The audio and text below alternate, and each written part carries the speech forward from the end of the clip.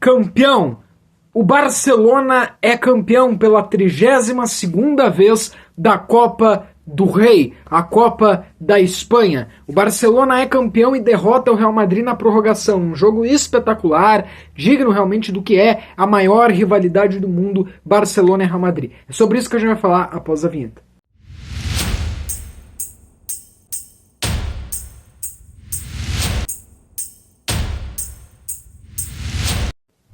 Vamos lá, pessoal. Os campeões da Copa do Rei foram escalados aí com Chesney, Koundé, Cubarsí, Inigo Martínez, Gerard Martín, Frank de Jong, Pedri, Dani Olmo, Lamine Yamal, Rafinha e Ferran Torres. Daquilo que a gente tinha projetado no último vídeo, eu só errei ali o Dani Olmo, né? Eu achei que ele ia começar com o Fermin, ele começou com o Dani Olmo, porque de resto era o que a gente já imaginava e que a gente falou aqui no vídeo de ontem, tá? Cara, por onde começar, né? Vamos começar falando do jogo. Primeiro tempo, o Barcelona foi muito superior ao Real Madrid. O primeiro tempo do Barcelona foi muito melhor do que o Real Madrid. Tá? O primeiro tempo do Barcelona foi muito melhor do que o Real Madrid. O Barcelona domina completamente o Real Madrid. Por quê? Porque o Real Madrid, ele começa com o Mbappé no banco. E aí o Real Madrid ele vai com uma ideia assim, eles deixaram de certa forma, o Rodrigo e o Vinícius Júnior como os dois atacantes, os dois ocupando perdão, tô até rouco. Os dois ocupando os lados ali e para entrar na área, e o Bellingham, né, fazendo ali a entrada da área, meio, né? De certa forma era Bellingham no meio, Rodrigo pelo lado e o Vinícius Júnior pelo outro, mas eles deixaram o Vinícius Júnior muito sozinho. O Real Madrid no primeiro tempo não conseguiu atacar o Barcelona.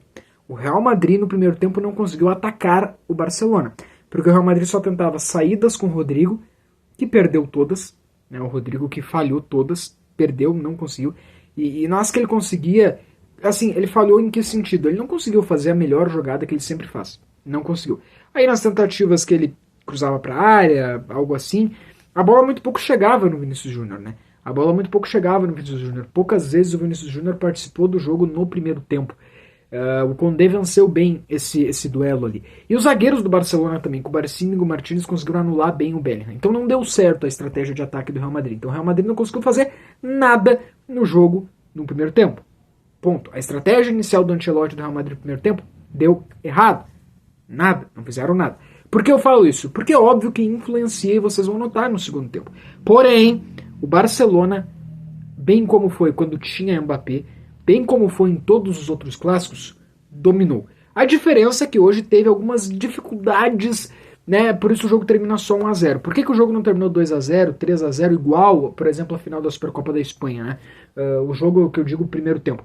O primeiro tempo acaba 1-0 para o Barcelona, mas o Barcelona já veio construindo. Dado esse fato de que o Real Madrid não fez nada no primeiro tempo, o Barcelona já veio durante todo o primeiro tempo construindo essa vitória. O Barcelona já veio durante todo o primeiro tempo construindo isso. Até os 28 minutos, que é quando o Pedri faz aquele golaço. Só que o Barça tinha posse de bola, o Barça tinha muito mais posse de bola que o Real Madrid, o Barça chegava mais que o Real Madrid, como eu falei, o Real Madrid não fez nada, só dava Barça chegando. Mas o Barça tinha problemas no refino final, na última finalização.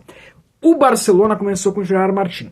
Para hoje, o Baldé era melhor, porque o Baldé ele vai até a extremidade do campo. O Gerard Martín não ia até o extremo do campo, não ia até o final. O Gerard Martín voltava a bola. E o Barça, por algum motivo, estava acionando pouco o Yamal. Acionava mais o Gerard Martín. Entendeu? E não ia dar certo. Tinha que acionar o Yamal, porque o Yamal era o único que ia até a extremidade, que ia até o final. O Rafinha estava mais área. E aí, né, eu até lembro, o lance do gol foi incrível, porque o Barça estava jogando, cara, eu olhando, falando, meu Deus, tem que passar pro Yamal, O Barça passa errado, perde a bola, recupera e passa pro Yamal. E o Yamal faz aquilo que ele sabe fazer. Dribla, vai até a extremidade, passa pra área e dale. Vem Pedri. E o comandante do Barcelona, Pedri, marca 1-0 pro Barcelona. Termina o primeiro tempo, 1-0 pro Barça, mas com o Barça muito melhor. Com o Barça jogando muito mais do que o Real Madrid. O Ancelotti faz alterações para o segundo tempo, que essas alterações foram muito importantes. Ele coloca o Mbappé, por exemplo. E aí ele muda, obviamente, a estratégia de ataque do Real Madrid, e aí o Real Madrid entra no jogo. O Real Madrid fica muito forte. O Barcelona demora para voltar para o segundo tempo, demora para se achar. O Real Madrid começa a ter momentos bem perigosos no jogo, começa a querer construir, né, o seu gol, começa a chegar com perigo, 1-0 pro Barça, o jogo vai ficando perigoso, começa a chegar com perigo, e aí até que num lance de falta, para muitos, erro do De Jong, pode ser que o De Jong faz a falta ali, toma o amarelo, pode ser que tenha sido o nervosismo de uma final, o Mbappé faz um golaço, né? O Mbappé faz um golaço, ok, e aí empata pro Real Madrid. E poucos minutos depois, o Real Madrid vira o jogo. O Real Madrid vira o jogo. 2-1 pro Real Madrid. E nós já estamos, assim, mais de 30 minutos do segundo tempo. 2-1 pro Real Madrid. E aí parece que acabou o jogo. Aí até o... Cara, eu acho que até o mais torcedor do Barcelona naquele momento ficou... Putz. Porque o normal do futebol, o natural, acabou, né? Acabou ali, o Real Madrid corrige os seus erros, volta pro segundo tempo, acertou. Barcelona não conseguiu se achar, teve os desfalques do Leva, né, alguns desfalques na questão de atacar, mas é aí que o Barcelona ressurge. E o jogo, aliás, no 1-1 já estava uma trocação, mas o Barcelona melhora muito quando o Real Madrid ele faz o 2-1. O Barça busca. E o Barcelona foi letal em todas as chances de ataque, né?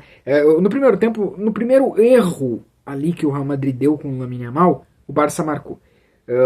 E aí, qualquer erro que tu fizer com esse time do Barça é letal. E o Tubarão, Ferran Torres, empata o jogo no final da partida e leva para prorrogação. Tem um pênalti em cima do Rafinha no final do jogo, mas, cara, olhando aqui, eu acho que não foi pênalti, tá?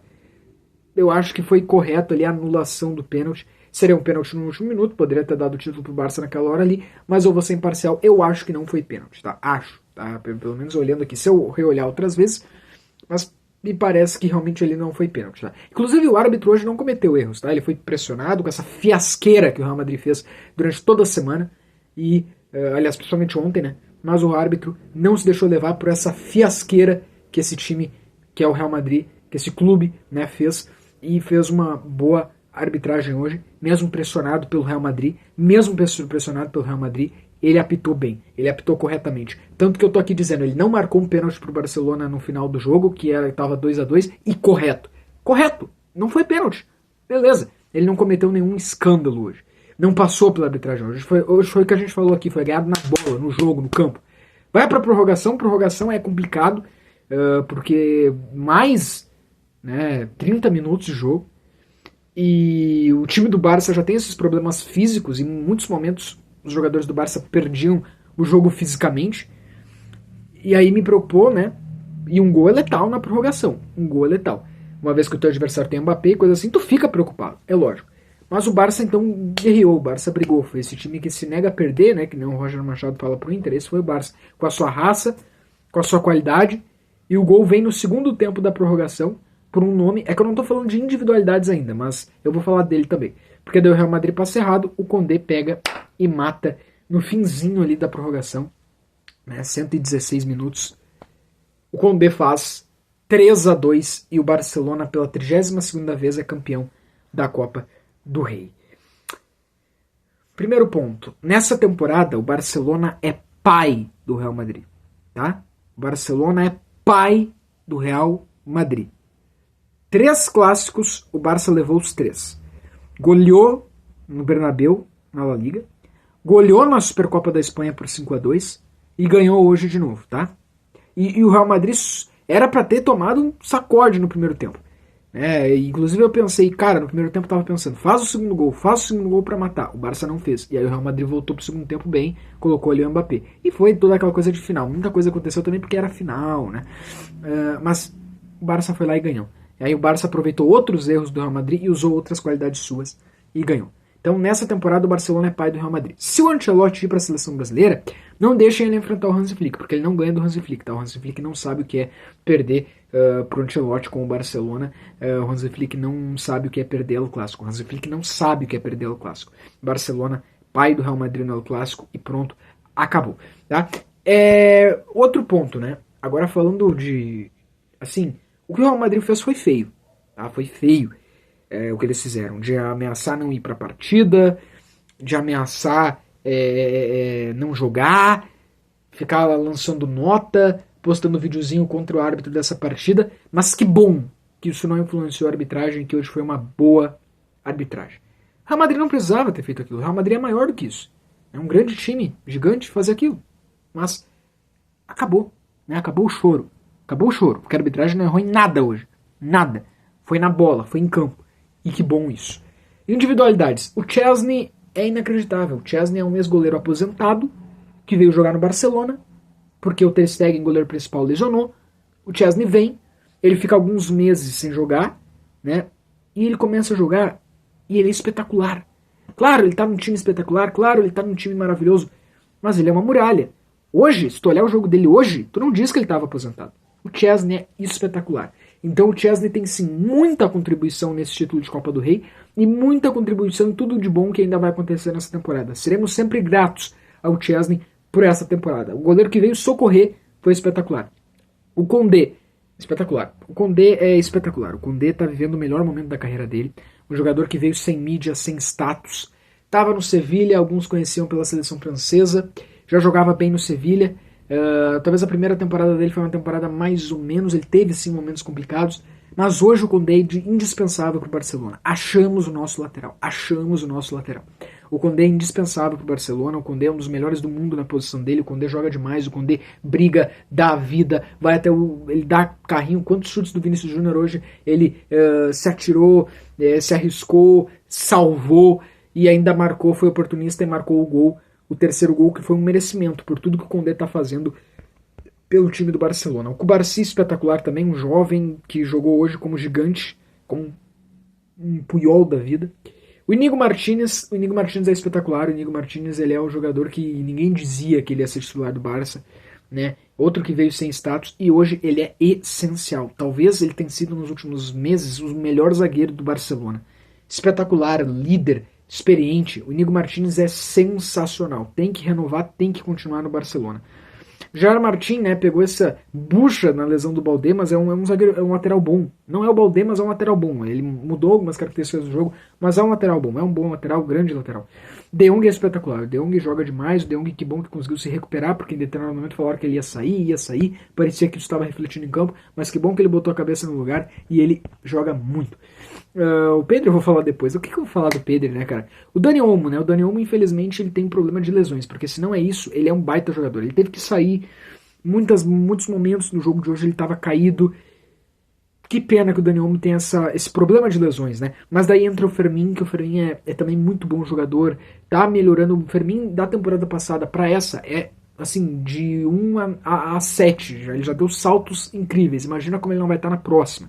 Rafinha hoje não foi a partida mais brilhante dele, não foi a partida mais espetacular dele, já fez partidas melhores, mas estava ali, estava finalizando, estava chegando, estava buscando, foi um personagem importante pro Barça, e a temporada dele não dá pra pagar. Cara, mais um jogo que o Yamal termina sem gols, né? Que o Yamal termina sem nenhum gol, mas teve 2 assistências, então ele tem 2 participações espetaculares. Por que eu falo isso? Esses dias eu vi uma postagem que comparava o número de gols dele com outros, né, jogadores com 17 anos de idade. Só que, cara, o Yamal não adianta tu querer pegar o número de gols dele. É um problema, ele quase fez alguns gols hoje. É um problema algumas vezes, ele perdeu um gol que não podia ter perdido contra o Mallorca, mas o Yamal, ele tem esse problema, ele não marca gols, é o ponto fraco dele por enquanto. Mas, cara, ele tem 17 anos, e assim, os números são mentirosos, porque os números vão mostrar uma coisa, mas tu tem que olhar o Yamal jogar pra tu analisar. Tu não pode analisar pelos números, porque hoje ele não fez nenhum gol, mas foi um dos melhores da partida. Vai saber se ele não foi o melhor pra muitos só porque não fez o gol, entendeu? Cara, o Yamal é espetacular. Ele não faz gol toda rodada, mas o Yamal é espetacular. E só tem 17 anos. O gênio do Barcelona tem 17 anos. É incrível. O Yamal, mais uma vez, incrível, né? Pintou o cabelo de amarelo. Tinha gente querendo criar a narrativa de que ele pintou o cabelo de amarelo, ele tá sendo arrogante. Agora os outros... Cara, o Yamal pintou o cabelo de amarelo sim e pisou no Real Madrid mais uma vez. O Yamal pintou o cabelo de amarelo? Sim. Chegou de óculos escuros? Sim. E pisou no Real Madrid de novo. Esse é o Yamal. Entendeu?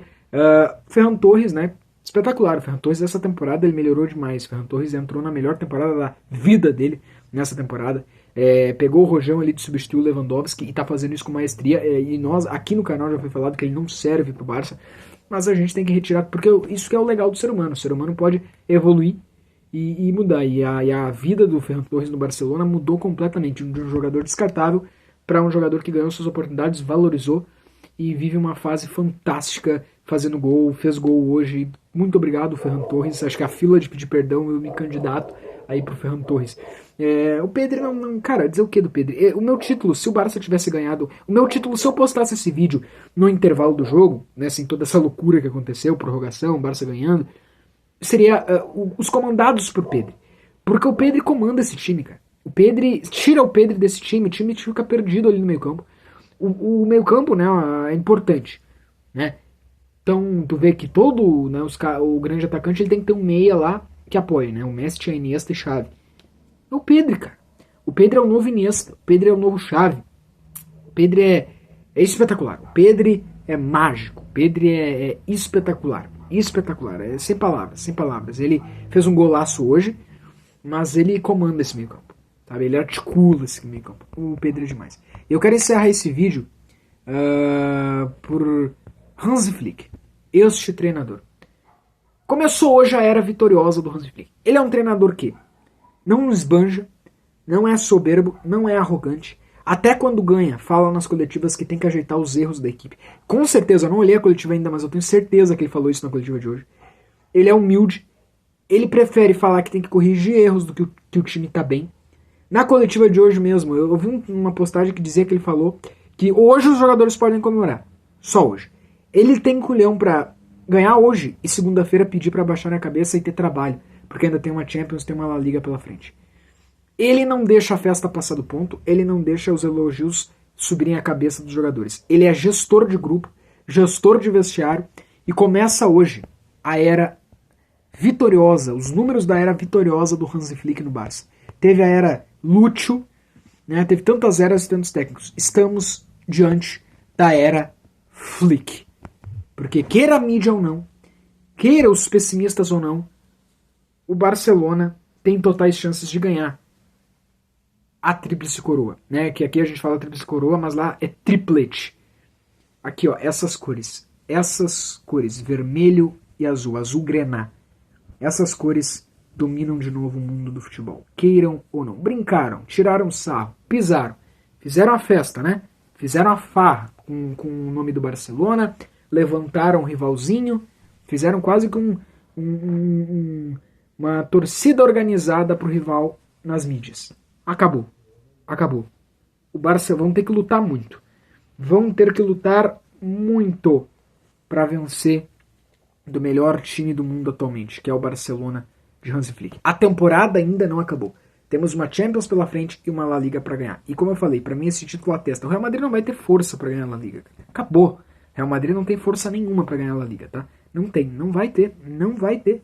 Não vai ter. E o Barça precisou do fôlego, estava cansado. Esse título de hoje deu a energia. E eu já estou dizendo aqui, o Barcelona é campeão dessa La Liga. O Barcelona é campeão dessa La Liga. E vamos disputar a Champions. Visca Barça! Os madridistas, ó, já estavam chorando desde ontem. Podem continuar chorando aí à vontade.